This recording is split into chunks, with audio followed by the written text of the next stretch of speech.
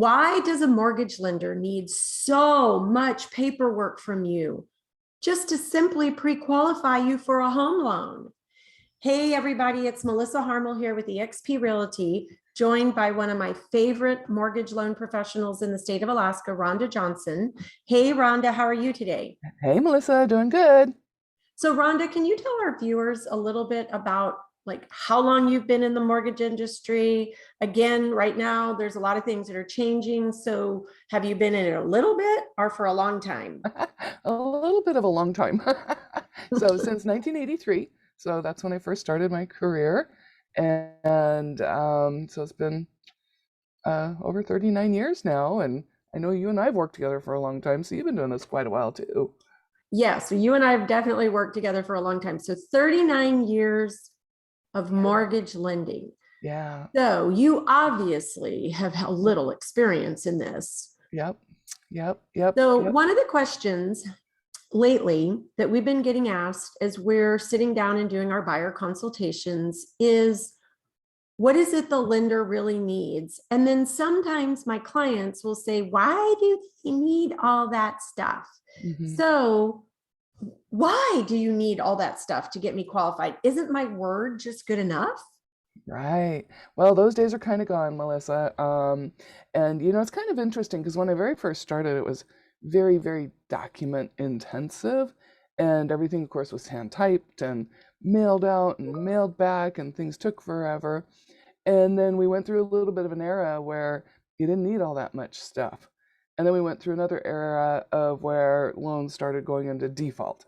And then now it's shifting back again to where we need more stuff. And oftentimes what happens is every time a loan goes into default, then they analyze that loan. There's people that do nothing but analyze what happened. Why did this go into default? And every time they find another reason why it went into default, then it creates another piece of documentation we need to try to prevent it happening again. And so, there's hundreds and thousands of them going on at any given time and defaulting. And so the list continually changes as different eras happen through this process. So some of the things that I get questioned on is current pay stubs. So we're going to want to see at least 30 days worth of current pay stubs in the file.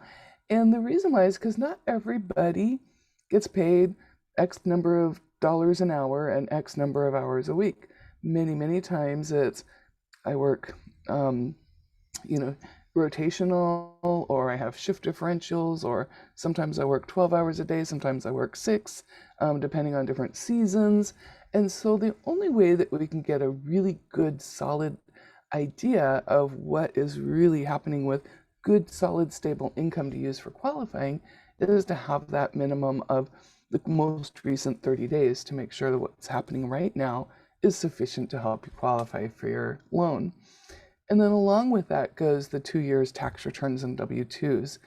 And so that's giving us a little bit of a history to show what can we reasonably expect to continue in order to do this 30-year mortgage loan. So you have to remember, we've got this 30-year partnership going on here, potentially, and we want to make sure it's a really good relationship. So income is, there's 3 things that we look for: credit and collateral and capacity. So capacity is, do I have enough income to qualify for this? Well, and that seems logical because the investor is giving that money to someone and they would like to make sure that I have the ability to repay it. So Right. pay stubs are super important, and hmm that longevity of those pay stubs. So again, sometimes we have buyers that like one who they switch jobs all of a sudden. Right. They go from a part-time to a full-time. Right. Doesn't that have an impact on their ability to purchase? And it can have both a good and a bad impact potentially. So if you go from part-time work to full-time work, then of course our clients oftentimes think, well, this is good, I'm making more money, so that shows I qualify better. But a couple of things we have to make sure of is, one, if we're using an income sensitive, like a first time home buyer kind of a program, then we have to make sure you don't make too much money in order to qualify for that program. And in addition, are you in the same line of work? Are you doing the same thing that you have experience doing? Why were you working part-time before? And what's this going to mean for you to work full-time? Is that going to have any other ramifications? Like with VA, does that now mean you're going to have some daycare expenses that we didn't know about before? So there's some good and some bad with the changes. My biggest piece of advice for this topic is to let your lender know. Let your lender know each and every single time that you have any kind of a change in your life, because we're hanging out here for the next 30 to 60 days together, and life does move on with our clients. So life does go on. And so as those life changes happen, just make sure you bring the lender into the loop so we know how to address it up front so we can get you to a successful closing. And I so if think you've listened to our shows before, you know that that's why Rhonda and I've always talked about that partnership. If you're purchasing a home, your real estate agent, your lender, and you are in partnership because you need to be conversing about this. So if you haven't talked to your lender for a bit and you're still out home purchasing, you definitely need to check in with your lender. If your lender isn't checking in with you and asking you all these questions, maybe it's time to switch lenders and maybe give Rhonda a call and figure out how you could better do it. Because I know for a fact that it is a constant conversation with buyers. Well, it's 5 days before closing, Melissa, and the lender just asked for this. Right. Like, for instance, if I'm using an investment account for funds and we're now not going to close by the end of the month, now I'm going to close at the 10th of the next month. You guys usually ask for something to verify probably that I haven't taken a whole bunch of money out of an investment account. Is that why you asked for that documentation again? So could be. So the documents are valid for a specific period of time in the file. And once they get beyond that, whether it's 60 days or 90 days or 120 days, different requirements for different loan types, then we have to make sure that they're updated. And again, because life moves on, right? Things are changing in your life. You're still writing checks. You're still paying bills. You're still paying your rent. And when we know, we talked about the capacity, which is the income, and then and the other piece of that capacity is your assets to close. So do you still have sufficient funds to close? And one of the big questions that comes up very, very frequently on the bank statement, so we usually ask for at least 2 months worth of bank statements. And if you're self-employed, we're going to ask for 3 months because we want to see your business is still currently generating income. And so on the bank statements, one, if it says your bank statement says this is pages 1 through 6, we need to have all 6 pages, even if that 6th page is blank or it's the reconciliation page on your bank statement. If we don't have pages 1 through 6, then they're wondering, what are we hiding? What is missing? What aren't we not seeing? So just make sure that you always have all the pages to your bank statement. And the other And thing I that we remember look we had a for couple of is buyers. a lot of times. Well, I remember we had a couple buyers who used credit unions. And so they went on and they gave you their printout, but it wasn't a statement. And so I do know, like the credit union I use, which is Northern Skies, they had switched to this new program, but it wasn't producing statements because and so we had to say to them, guys, we need statements because that's what the lender, if anybody's qualifying for a loan, they need that, whatever it says, page 1 through whatever, you have to have it all, even if that back page says blank, left blank intentionally, it has to have something on it. Yeah. Exactly. Okay, well, that explains that. And so those things are only good for a certain time period. So I'd imagine that'd be based on the loan product that you and the buyer have chosen for them to get. Yep. And there's some other significant things that they look for on those bank statements to keep in mind. So if your paychecks are going in every couple of weeks, then that's fine. We can document that. But then if suddenly you have a very unusual deposit, then they're going to question where that money came from. And we're asking those questions to make sure that you didn't perhaps borrow the money and have another debt to pay back, that could affect your capacity to pay back the mortgage. If you did borrow the money, it's okay. We just need to document that loan. We need to count that payment, and we just have to source that deposit. Sometimes we have people that don't pay as much attention to their bank statements as they should, and they have NSF fees or overdraft fees. And so those are going to get questioned, because if you're going from $1,200 a month in rent and going to a $1,500 a month house payment, but you're overdrawing your bank account, is this really going to be a successful purchase for you? And so we're looking for those kinds of things. Sometimes we'll see on the bank statements bills that are being paid, like sometimes child support doesn't go through child support enforcement, yet a check is being written each month, and they notice that this check is coming through for the same amount each month. Continuously.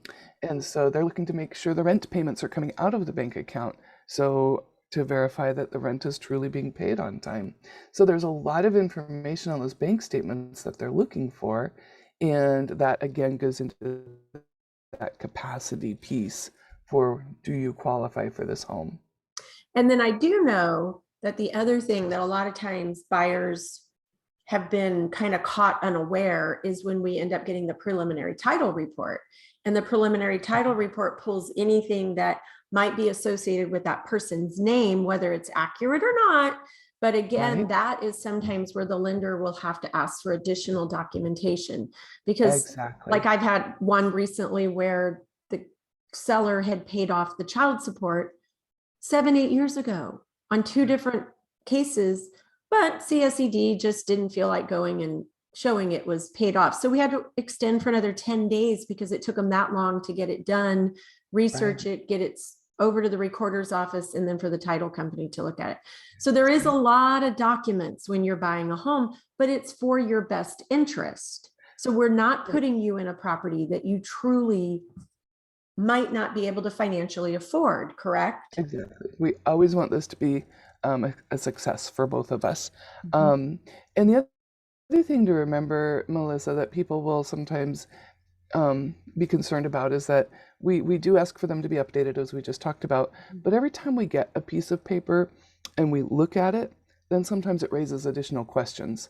And so then we come back to the client and say, can you help us clarify this situation? And so it kind of feels like we're kind of picking a little bit, but it's because we got new information that we need new clarifications on. So just be prepared for that. We're here together to make the ultimate end result be a positive event for you. And so just know that we ask for this stuff up front, and then it maybe creates some more questions. So we ask for additional documentation. If it gets too old, then we ask for updated information. And until the day that we go to closing, then be prepared. Just keep your bank statements, keep your pay stubs, keep your tax returns, keep your documents. And that way you've got them handy for in case they're asked for. Because I do know that we usually get some notification, especially from a company like Cornerstone. I think you're rare in this, and that's why we love using you, is, hey, file made it through final underwriting. That means to me, typically, just as the layperson, is that the underwriter now has looked at all documentation, made sure it met all the investors' boxes. There's no unanswered questions. The file might be about that fat with a whole bunch of stuff in it. But that underwriter then is signing off and saying, yes, based on all this information, we feel that this buyer is qualified to purchase this. And that's usually about 4 days, 5 days before recording. And again, that is what signals that closing disclosure to go out, which we can talk about on another show. But that's why, folks, if you guys are buying a house, it's super important that you feel like you have joined a team, that you are teamed up with your lender, because they are a partner in this. They're not the enemy. They're not trying to make your life challenging or difficult. They're just making sure we don't get to day 5 before recording and there's a stack of paperwork they still need. They want to make sure that underwriter can say, yep, good, let's go.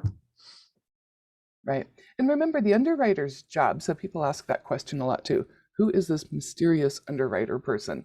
Well, the underwriter is the one who's reviewing that, making sure all the T's are crossed and the I's are dotted, with the ultimate goal of making sure that the investor, whether that investor be Fannie Mae, Freddie Mac, FHA, VA, USDA, Alaska Housing, that they ultimately purchase that loan, because lenders don't have money. We're not loaning our money.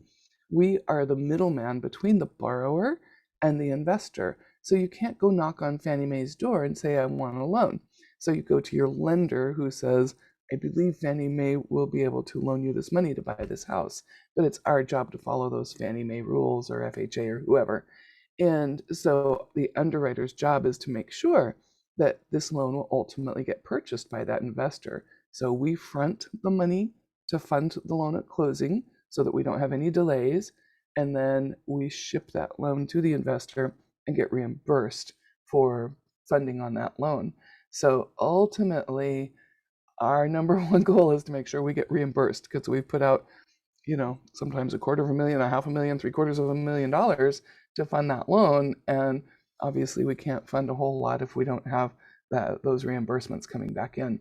So that's the ultimate goal. It's not your lender asking for these things. It is, because we're the middleman, but it's really that ultimate end investor that says, here's our requirements if you want me to loan you $500,000. And so that's our job, is to follow those rules.